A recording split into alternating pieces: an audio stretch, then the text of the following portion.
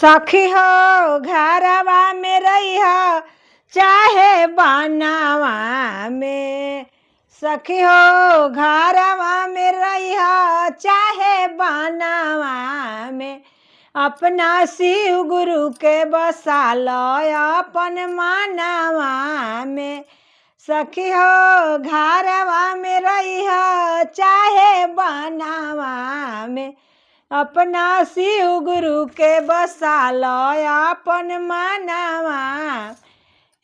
सखी हो घरवा में रही हो चाहे बनावा में। अपना शिव गुरु के बसा लो अपन मानवा में। अपना शिव गुरु के बसा लो अपन मानवा में। धनवा कुटी कुटी भूसिया रखलू हो कोठिलावा में। धनवा कुटी कुटी चौरा रखली है कोठरिया में। सखी हो एगो चौरो न जाई तोहरा संगवा में। धनवा कुटी कुटी भूसी या रखली है कोठिलावा में। सखी हो एगो चौरो न जाई तोहरा संगवा में। सखी हो घरवा में रह चाहे बनावा में। अपना शिव गुरु के बसा लो अपन मानवा में। अपना शिव गुरु के बसा लो अपन मानवा में। लुगवा किन किन रखली है गोदरेजवा में।